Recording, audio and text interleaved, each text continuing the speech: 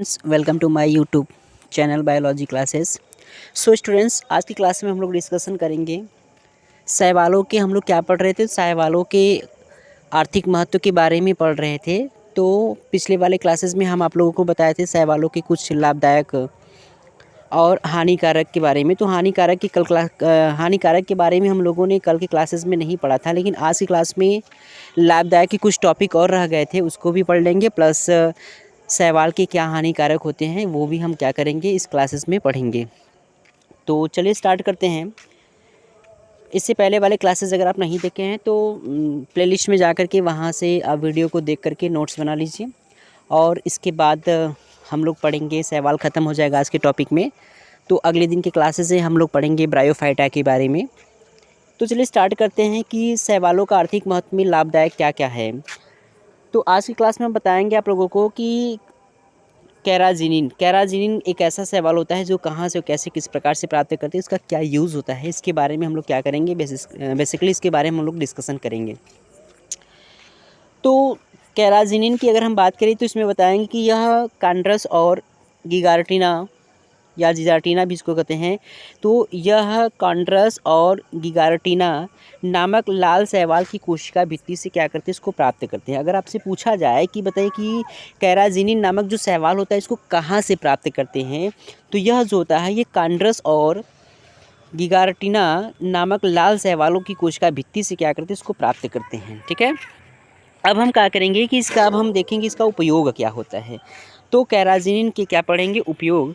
कैराजिनिन के उपयोग में बताएंगे कि कैराजिन जो होता है यह टूथपेस्ट के निर्माण में इसका उपयोग किया जाता है, और सौंदर्य प्रसाधनों के निर्माण में किया जाता है। प्रिंटिंग एवं किसमें, तो प्रिंटिंग एवं पेंटिंग में भी क्या करते हैं, इसका उपयोग करते हैं।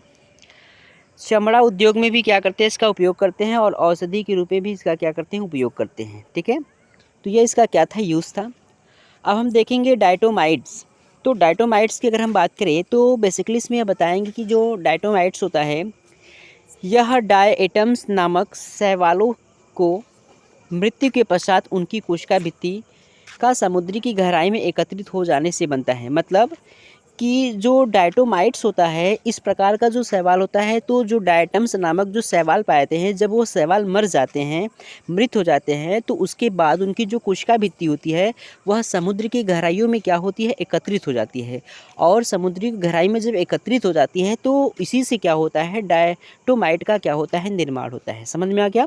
मतलब कि इस प्रकार का जो डायटम शैवाल होता है, तो डायटम्स नामक जो शैवाल होता है जब वो मृत होता है, मतलब मर जाता है, तो मरने के पश्चात उनकी जो कोशिका भित्ति है वह कोशिका भित्ति क्या होती है, समुद्र की गहराइयों में एकत्रित हो जाने के कारण क्या होता है, तो डायमाइट का क्या होता है, निर्माण होता है। ठीक है, डायटम्स की भित्ति जो होती है ये क्या होते हैं, सिलिका युक्त होती है, और इसलिए से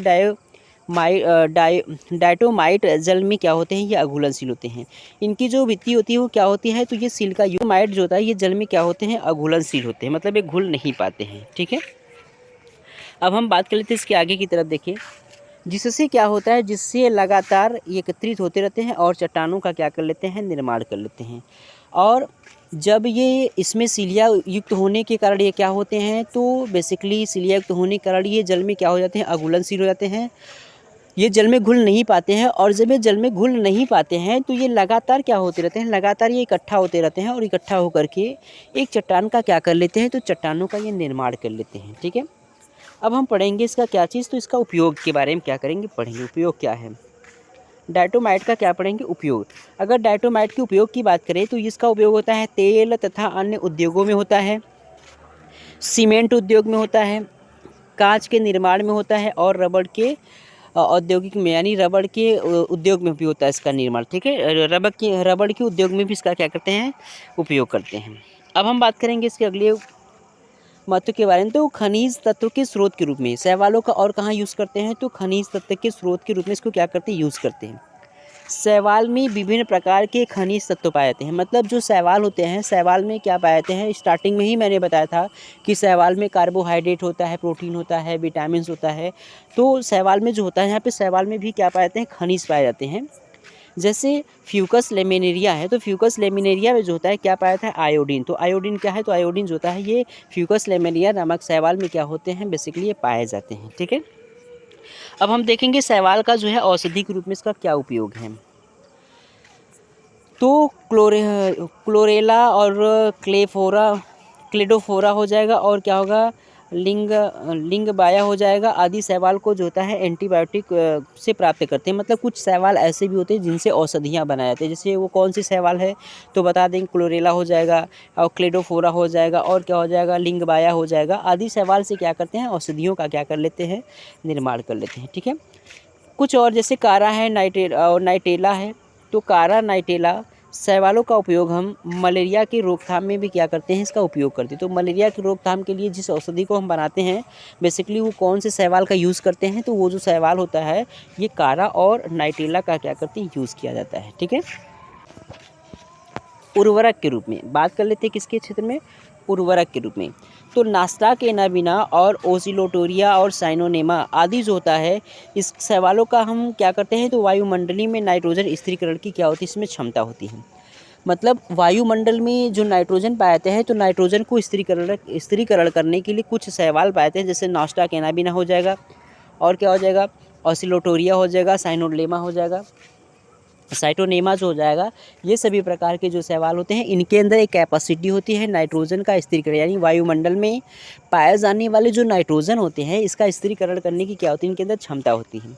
जिससे क्या होता है, भूमि की क्या होती है, उर्वरता और पैदावार दोनों क्या होती हैं, बढ़ती रहती है। मतलब अगर ये नाइट्रोजन का स्थिरीकरण करेंगे तो भूमि का उर्वरता बना रहता है, और जब भूमि का उर्वरता बना रहता है तो फसलों के पैदावार में वो काफ़ी अच्छे होते हैं। तो फसल भी काफ़ी अच्छे से क्या होते हैं, पैदावार होते हैं। ठीक है, उसके बाद अगले बात करें अगले पॉइंट में, तो बेसिकली अगले पॉइंट बता रहे हैं कि वाहित मल के समापन में, तो वाहित मल में ऑक्सीजन की मात्रा क्या होती है, कम होती है।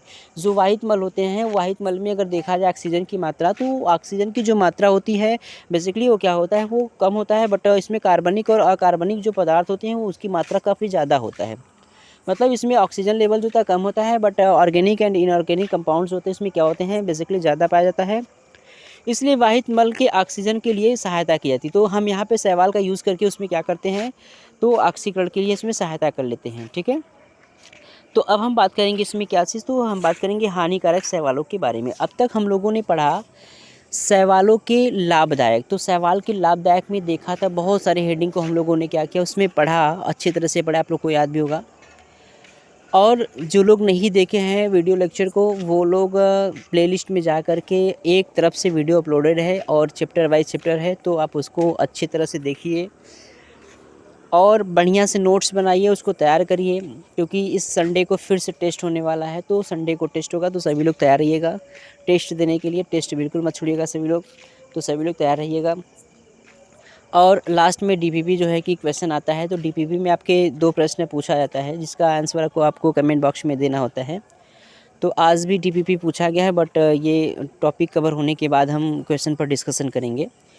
तो चलिए देख लेते हैं हार्मफुल एल्गी क्या है, यानी हानिकारक शैवालों के बारे में देखें। तो इसका क्या, शैवालों का क्या इफ़ेक्ट होता है जो कि हानिकारक के रूप में। तो इन सब लाभदायक कार्यों के अतिरिक्त, मतलब जो शैवाल जितने भी हैं लाभदायक के अलावा क्या होता है, कुछ शैवाल जैसे माइक्रोसिस्टम हो जाएगा, कोक्रोस हो जाएगा, ओसिलोटोरिया हो जाएगा, और क्या हो जाएगा आपका एनाबीना हो जाएगा, आदि जो होता है जलाशयों में क्या करते हैं, गंध उत्पन्न करते हैं। तो ये तमाम प्रकार के शैवाल जो होते हैं, बेसिकली ये पाए जाने वाले जो जलाशय होते हैं, उन जलाशय में जाकर के विशेष प्रकार का क्या करते हैं, गंध को उत्पन्न करते हैं। ठीक है, और जब ये गंध को उत्पन्न करते हैं तो इससे क्या होता है, पानी में सड़न पैदा होता है, और पानी में जब सड़न पैदा होता है तो पानी सड़ जाता है, और जिससे क्या होती है, मछलियाँ क्या होती हैं, मर जाती हैं। ठीक है, तो यह भी एक प्रकार क्या है, शैवालों का हानिकारक है। तो जब पानी सड़ेगा, पानी में स्मेलिंग आएगी, तो पानी गंदा हो जाएगा, सड़ जाएगा, तो उसमें रहने वाले जो मछली वगैरह रहते हैं वो सब के सब क्या होते हैं, मर जाते हैं, और वह जल पशुओं आदि कोई पीने के योग्य नहीं रहता है। फिर हम उस जल को किसी भी पशुओं को, किसी भी जानवरों को वो पीने के योग्य नहीं रहता है, जिस वजह से यह भी एक प्रकार का क्या है, तो यह एक प्रकार का जो होता है हानि होता है। इससे क्या होता है, हानि होता है। ठीक, कुछ शैवाल ऐसे भी होते हैं, कुछ शैवाल जैसे क्या हो जाएगा, सिफेलिरोस की कुछ प्रजातियां हैं जैसे चाय आदि की पत्तियों में क्या होते हैं, परजीवी के रूप में पाए जाते हैं। कुछ ऐसे भी शैवाल होते हैं जो क्या होते हैं, तो वो चाय की पत्तियों में भी क्या होते हैं, परजीवी के रूप में जो होता है वो पाए जाते हैं। और जब वो परजीवी के रूप में चाय के पत्तियों में पाए जाएंगे तो सिंपल सी बात है कि चाय को क्या करते हैं, चाय उद्योग को भी वो क्या करते हैं, हानि पहुँचाते हैं। ठीक है, तो ये रहा शैवालों का क्या चीज़, तो शैवालों का आर्थिक महत्व। तो शैवालों के आर्थिक महत्व मैंने आप लोगों को दो चीज़ें बताया, एक इसका लाभदायक क्या प्रभाव है, दूसरा क्या हानिकारक क्या प्रभाव है। ठीक है, तो लाभदायक प्रभाव और हानिकारक प्रभाव ये कम्प्लीटली हम लोगों ने क्या कर लिया, शैवालों में कम्प्लीटली टॉपिक हम लोगों ने पढ़ लिया। अब एक टॉपिक हम लोग का कंप्लीट हो गया। अब हम कल की क्लास में आप लोगों को पढ़ाएंगे ब्रायोफाइटा के बारे में। ठीक है, ब्रायोफाइटा क्या है, इसके बारे में हम क्या करेंगे, डिस्कशन करेंगे।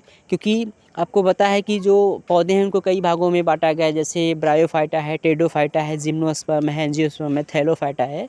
तो अभी तक हम लोगों ने सिर्फ शैवालों के बारे में पढ़ा है। ठीक है, तो शैवालों के बाद हम क्या पढ़ेंगे, ब्रायोफाइटा के बारे में पढ़ेंगे। तो ब्रायोफाइटा पढ़ने के बाद फिर ऐसे करके एक एक टॉपिक करके हम लोग क्या करेंगे, मेंटेन करेंगे। तो चलिए आज के डीपीपी में देख लेते हैं कि आज का डेली प्रैक्टिस पेपर क्या है। तो आज के डीपीपी जो है इसमें क्वेश्चन पूछा गया है कि समुद्री शैवाल किसे कहते हैं। समुद्री शैवाल किसे कहते हैं, आज का क्वेश्चन क्या है, समुद्री शैवाल किसे कहते हैं। सॉरी, शैवाल नहीं, समुद्री सलाद। तो समुद्री सलाद किसे कहते हैं, ये क्वेश्चन रहेगा कि समुद्री सलाद किसे कहते हैं। और दूसरा क्वेश्चन है कि किस शैवाल में आयोडीन की मात्रा पाई थी। तो किस शैवाल में आयोडीन की मात्रा पाई थी, ये वाला जो हेडिंग है ये कल की क्लास में भी आया था और आज की भी क्लास में बताया हूँ कि आयोडीन जो होता है किस शैवाल में पाया जाता है। तो इन दोनों सवाल का जो जवाब है उसका जवाब आप कमेंट बॉक्स में लिख करके बताएंगे। और वीडियो को आप लोग अधिक से अधिक शेयर कर दिया करिए, वीडियो को लाइक कर दिया